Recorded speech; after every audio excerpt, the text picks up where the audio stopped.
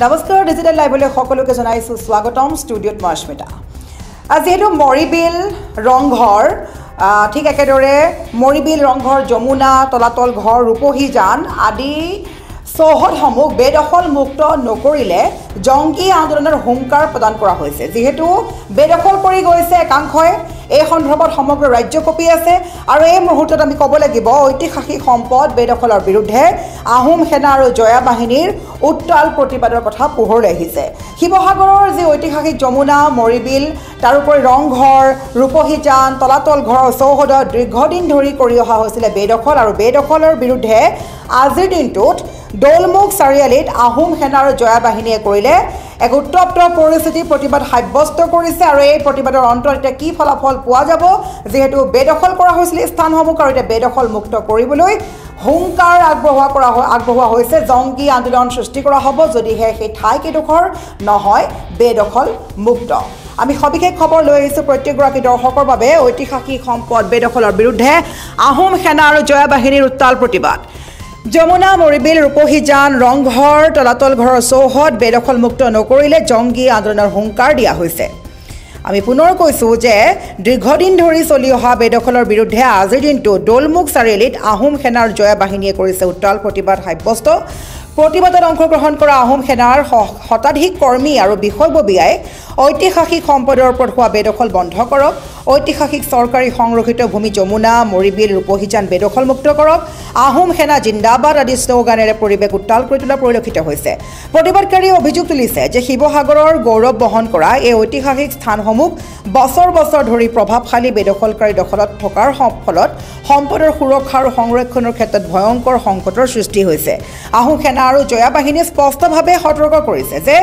যদি অচিৰে ঐতিহাসিক সম্পদসমূহ বেদখল মুক্ত কৰাৰ বাবে প্ৰশাসনে কাৰ্যকৰী পদক্ষেপ গ্ৰহণ নকৰে তেন্তে আগন্তুক দিনত অধিক জংগী আন্দোলনৰ পথ বাছি লোৱা বুলি কোৱা হৈছে এই সন্দৰ্ভত শিৱসাগৰৰ পৰা আমাৰ সাংবাদিক ফৰিদ আলীৰ হাতত আহি পৰা যি মন্তব্য অথবা যি ভিজুৱেলছ যি আছে আমি সেইসমূহ স্ক্ৰীণত দেখাবলৈ অনুৰোধ জনোৱা হৈছে আমি এবাৰ চাই লওক তেওঁলোকে কি কয় এই সন্দৰ্ভত আমি বিক্ষোভ কাৰ্যসূচী আজি আমি মুখ্যমন্ত্ৰী মহোদয়লৈ 30 দিনৰ সময়সীমা বান্ধি দিছো আজি আহোম সেনা আৰু জয়া বাহিনীৰ উদ্যোগত বিক্ষোভ কাৰ্যসূচীৰ যোগেদি আমি মুখ্যমন্ত্ৰীক 30 দিনৰ সময়সীমা বান্ধি দিছো যদিহে 30 দিনৰ ভিতৰত যমুনাখন বেদখল মুক্ত নকৰে যমুনাখন সংৰক্ষণ নকৰে যমুনাৰ যি চাৰিসীমা সেই চাৰিসীমা নিৰ্ধাৰণ কৰি যদি যমুনা সংৰক্ষণ নকৰে তেনেহ'লে আমি অহা 30 দিনৰ পিছত কিন্তু বৃহৎ গণতান্ত্ৰিক আন্দোলন কাৰ্যসূচী গঢ়ি তুলিবলৈ বাধ্য হ'ম আৰু আমি আৰু এটা কথা কৈছোঁ এই ডোখৰতে আচলতে আজি আপুনি এটা কথা মন কৰিব এটা কৃত্ৰিম বানতে ৰংঘৰ আজি বুৰঞ্জৰ পৰিৱেশ সৃষ্টি হৈছে আজি তদাৰগড় সম্পূৰ্ণ গড় খাৱৈটো সম্পূৰ্ণভাৱে বেদখল কৰিছে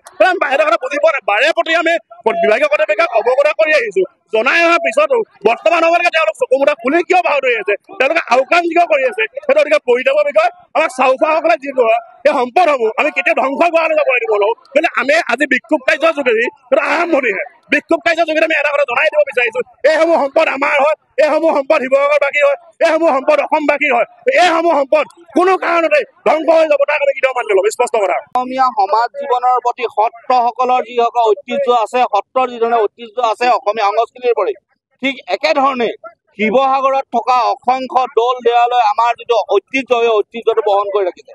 প্ৰথম কথাটো হৈছে শিৱসাগৰৰ ঐতিহ্য বহনকাৰী যিমানবোৰ মঠ মন্দিৰ আছে মঠ মন্দিৰৰ লগতে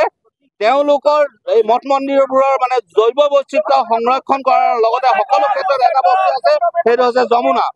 যমুনাৰ যদি আয়ুস ৰেখাটো যদি আমি ভালদৰে ধৰি ৰাখিব নোৱাৰো যমুনাৰ পানীৰ ফ্ল'টো যদি ভালকে ধৰি ৰাখিব নোৱাৰো তেনে দৌল দেৱালয়বোৰ ভাগি শেষ হৈ যাব পুখুৰী শুকাই যাব সেই গতিকে আমি চৰকাৰক বাৰম্বাৰ এটাই আহ্বান জনাইছো কেৱল সত্ৰৰ ভূমি বেদখল মুক্ত কৰিলে নহ'ব শিৱসাগৰত থকা অসংখ্য যমুনা আছে দৌল দেৱালয় সংলগ্ন যিমানবোৰ চৰকাৰী মাটি আছে মাটিবোৰ যিহেতু বেদখল মুক্ত কৰিব লাগে সেইটো আমাৰ চৰকাৰৰ প্ৰতি আহ্বান আমি এটা কথা স্পষ্টভাৱে ৰাজ্য চৰকাৰৰ মাননীয় মুখ্যমন্ত্ৰীক জনাব বিচাৰিছো আমাৰ ইয়াত শিৱসাগৰ দৌলৰ লগত সংলগ্ন যিমানকেইখন যমুনা আছে যমুনাসমূহ এছাম বনিয়াই ইয়াত থকা এছাম